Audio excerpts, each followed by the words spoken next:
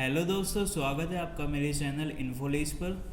आज हम बात करेंगे ट्रांसपोर्ट ऑफ गैसेस के बारे में कि ऑक्सीजन और कार्बन डाइऑक्साइड का जो ट्रांसपोर्टेशन होता है शरीर में रेस्पिरेशन में, उसके बारे में। ओके दोस्तों, तो ये आपको पार्शियल प्रेशर्स हैं ऑक्सीजन और CO2 के, ये आपको याद करने पड़ेंगे। ओके, एटमॉस्फेयर में 159 होता है mm of Hg, 159 mm of Hg। ऐसे ही CO2 का होता है 0.3। एल्वियोलाई यानी कूपिकाओं में होता है इतना। ब्लड जो डीऑक्सीजनेटेड का मतलब है कि जिसमें ऑक्सीजन नहीं होती, अशुद्ध रक्त बोलते हैं इसको। ओके, ऑक्सीजनेटेड का मतलब है जिसमें ऑक्सीजन होती है। होती तो दोनों में ही है थोड़ी बहुत, लेकिन इसमें ज़्यादा होती है, इसको शुद्ध बोलते हैं। और ये टिश्यू उत्तक बोलते हैं इसको। ये सभी जो वैल्यूज हैं mm ऑफ Hg में दी हुई हैं। जो ट्रांसपोर्ट होता है वो सिंपल डिफ्यूजन के द्वारा होता है, जो कि प्रेशर या फिर पार्शियल प्रेशर और कंसंट्रेशन पे डिपेंड करता है, निर्भर करता है। पार्शियल प्रेशर क्या होता है, जैसे कोई कंटेनर है जिसमें काफ़ी सारी गैसेज हैं, तो उसमें एक गैस जैसे कि ऑक्सीजन ले लीजिए, उसका जो प्रेशर है अकेली एक ऑक्सीजन का, तो वो उसका पार्शियल प्रेशर होगा। और पूरी जो गैस का प्रेशर है वो तो प्रेशर होता ही है। ओके, ऑक्सीजन एल्वियोलाई से ब्लड में और ब्लड से टिश्यू में ट्रांसपोर्ट होती है। ओके, कार्बन डाइऑक्साइड कहाँ होती है, टिश्यू से ब्लड में और ब्लड से एल्वियोलाई में, और एल्वियोलाई से बाहर निकाल दी जाती है। ओके, और ऑक्सीजन बाहर से अंदर लेते हैं हम लंग्स में, लंग्स में एल्वियोलाई होते हैं, वहाँ से ब्लड में आती है, ब्लड से टिश्यू में आ जाती है। ओके, इसी को रेस्पिरेशन बोलते हैं। और CO2 टिश्यू से होते हुए, ब्लड से होते हुए एल्वियोलाई से बाहर निकल जाती है। ओके, सॉल्युबिलिटी ऑफ CO2 20 से 25 गुना ज़्यादा होती है ऑक्सीजन की तुलना में। Okay, 20 to 25 times higher than oxygen. Okay, CO2 की सॉल्युबिलिटी ज़्यादा होती है ऑक्सीजन से। अब आप ये समझ गए ना, ये याद रखना। ओके, डिफ्यूजन मेम्ब्रेन क्या होती है, जो डिफ्यूजन होता है सिंपल डिफ्यूजन, वो किसी मेम्ब्रेन, उनके बीच में मेम्ब्रेन तो होती ही होगी, जिन भी दो चीज़ों के बीच में हो रहा है, जैसे कि ब्लड और टिश्यू के बीच में हो रहा है, या फिर एल्वियोलाई और ब्लड के बीच में होता है, तो डिफ्यूजन मेम्ब्रेन जो होती है ना, जैसे कि यहाँ पे देखिए एल्वियोलाई है और ये है कैपिलरी। ओके, तो इनके बीच में जो डिफ्यूजन मेम्ब्रेन है ना, उसका साइज 1 मिलीमीटर से भी कम होता है। ओके, 1 मिलीमीटर से भी कम होता है, 1 mm से भी कम होता है। 3 मेजर लेयर होती है। अब हम यहाँ पे बात किसकी कर रहे हैं, ये है एल्वियोलाई, कूपिका, ये है कैपिलरी। ओके, ये कैपिलरी है, और यहाँ पे ये बेसमेंट मेम्ब्रेन है। ये 3 लेयर्स होती हैं। एल्वियोलाई की लेयर जो कि थिन स्क्वैमस एपिथेलियम की होती है, और बेसमेंट मेम्ब्रेन ये बीच में, जो कि 1.1 mm की होती है, 1 mm 1 मिलीमीटर।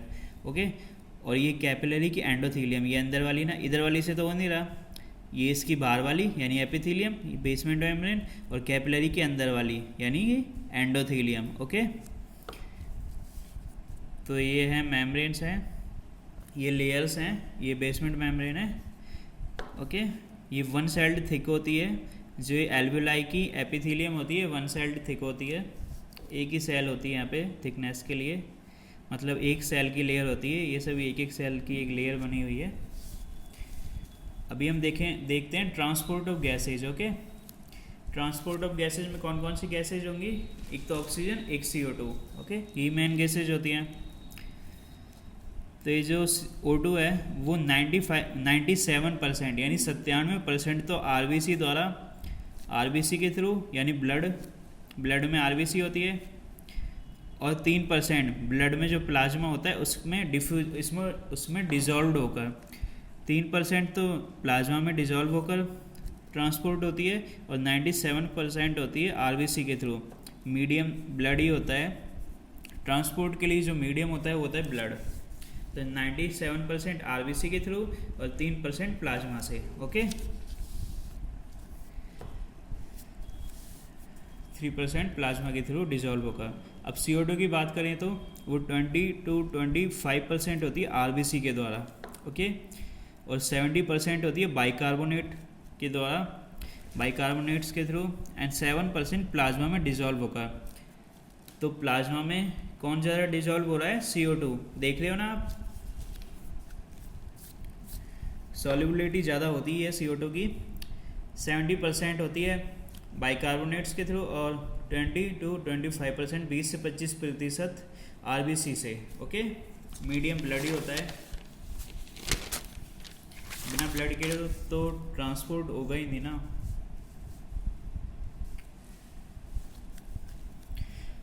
अभी हम बात कर लेते हैं ट्रांसपोर्ट जो हो रहा है उसके बारे में। ये एल्वियोलाई, आपने सांस ली, एल्वियोलाई में आ गई, लंग्स में आई ऑक्सीजन, फिर एल्वियोलाई में, तो यहाँ पे एल्वियोलाई में प्रेशर बढ़ गया, पार्शियल प्रेशर ऑक्सीजन का, ओके। मोल्स के समानुपाती होता है ना प्रेशर, मोल्स के प्रोपोर्शनल होता है ना प्रेशर, तो फिर मोल्स बढ़े, मात्रा बढ़ी, क्वांटिटी बढ़ रही है, तो फिर प्रेशर भी इंक्रीज होगा। तो PO2 हो गया यहाँ पे 104 mm ऑफ Hg, और PCO2 कम है यहाँ पे, है ना।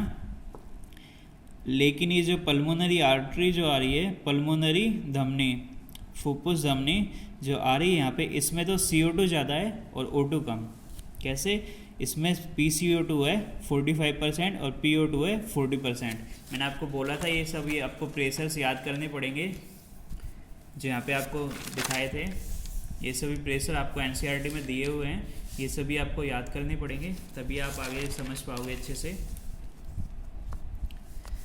अभी आपको याद है तो अब देखिए, ये है एल्वियोलाई, आपने सांस लिया अंदर, यहाँ पे PO2 बढ़ गया। अब डिफ्यूजन में होता क्या है? डिफ्यूजन में पार्शियल प्रेशर जहाँ ज़्यादा होता है वहाँ से कम पार्शियल प्रेशर की ओर जाती हैं गैसेज, ये होता है डिफ्यूजन में, ज़्यादा से कम, okay. More to less, okay. ये एल्वियोलाई में है, अभी पार्शियल प्रेशर ये इतना है, यहाँ पे PCO2 है 40, कम है PCO2।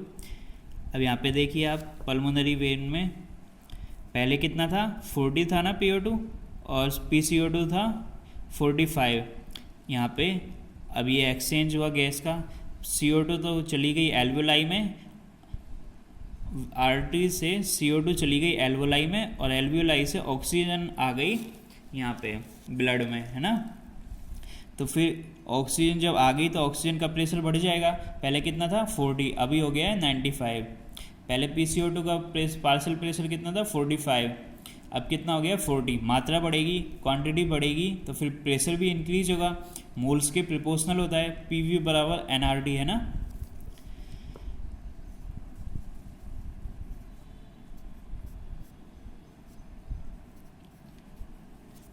है ना। तो फिर यहाँ पे हो गया, यहाँ पे ऑक्सीजन आ गया।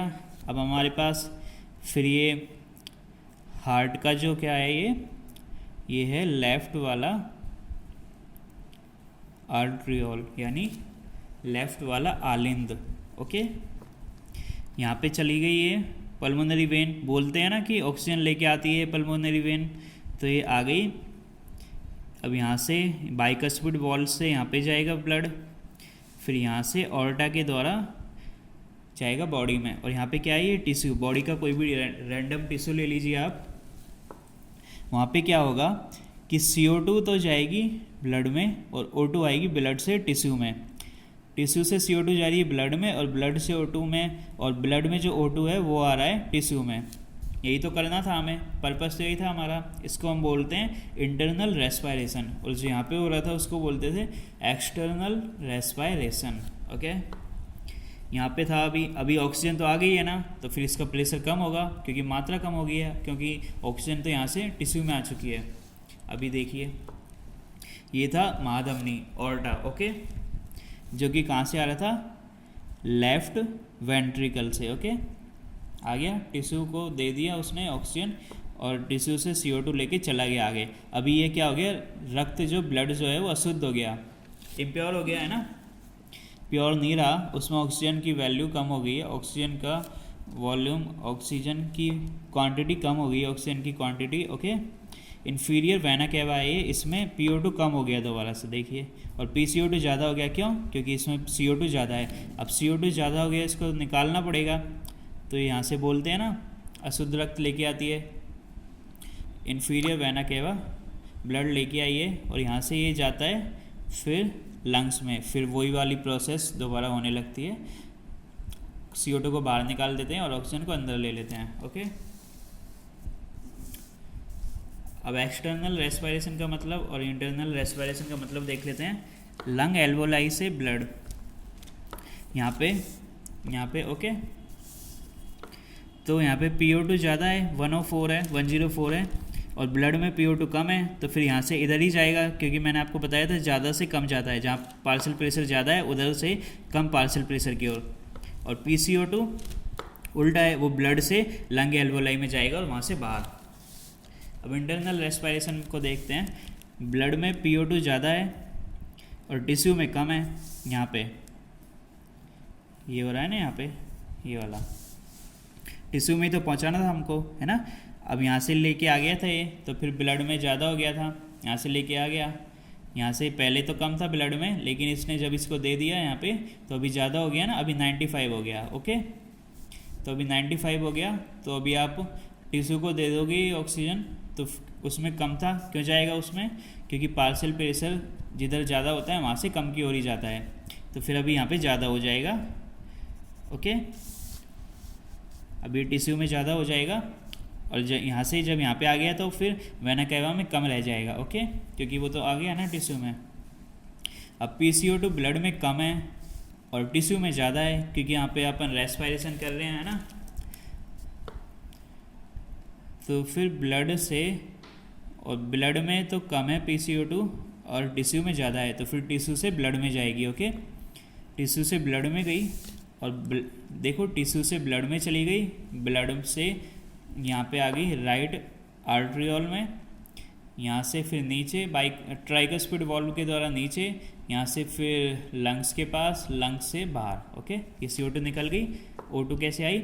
यहाँ से आई, फिर ब्लड में, पल्मोनरी वेन से लेफ्ट आर्ट्रियोल में, यहाँ से फिर बाइकस्पिड वाल्व से नीचे लेफ्ट वेंट्रिकल में, फिर ऑर्टा से होते हुए यहाँ पे आई, और फिर यहाँ पे टिश्यू में चली गई ऑक्सीजन, क्यों? क्योंकि यहाँ पे ऑक्सीजन का पार्शियल प्रेशर ज़्यादा था और यहाँ पे कम, इसलिए यहाँ से यहाँ पे चली गई। फिर यहाँ से CO2 को ले गई, क्योंकि यहाँ पे कम था CO2 का पार्शियल प्रेशर, और यहाँ पे ज़्यादा था, यहाँ से यहाँ चली गई। फिर ये आ गई राइट आर्ट्रियोल में, यहाँ से ट्राइकस्पिड वाल्व से आ गई नीचे राइट वेंट्रिकल में, और फिर यहाँ से लंग्स के पास, और फिर लंग्स ने इसको ले लिया। क्यों ले लिया? क्योंकि ये जो पल्मोनरी आर्टरी है इसमें ज़्यादा है PCO2, कितना है 45, और एल्वियोलाई में कितना है 40 है, तो फिर ज़्यादा से कम की ओर जाएगा, यहाँ से यहाँ चली गई और फिर यहाँ से बाहर। तो ये हो गया अपना ट्रांसपोर्ट ऑफ गैसेस। पार्ट 2 देखना है तो आप सब्सक्राइब कर दो, और मैं डिस्क्रिप्शन में लिंक भी डाल दूँगा, उसमें हम बताएंगे जो ग्राफ्स हैं, अपने जो ग्राफ्स होते हैं ना CO2 और O2 के लिए, जैसे ऑक्सी हीमोग्लोबिन ग्राफ और वो वगैरह वगैरह है ना, बाइकार्बोनेट आयन से CO2 का परिवहन, CO2 ट्रांसपोर्टेशन होता है जो बाइकार्बोनेट आयन से, वो सब देखेंगे हम, ओके। धन्यवाद।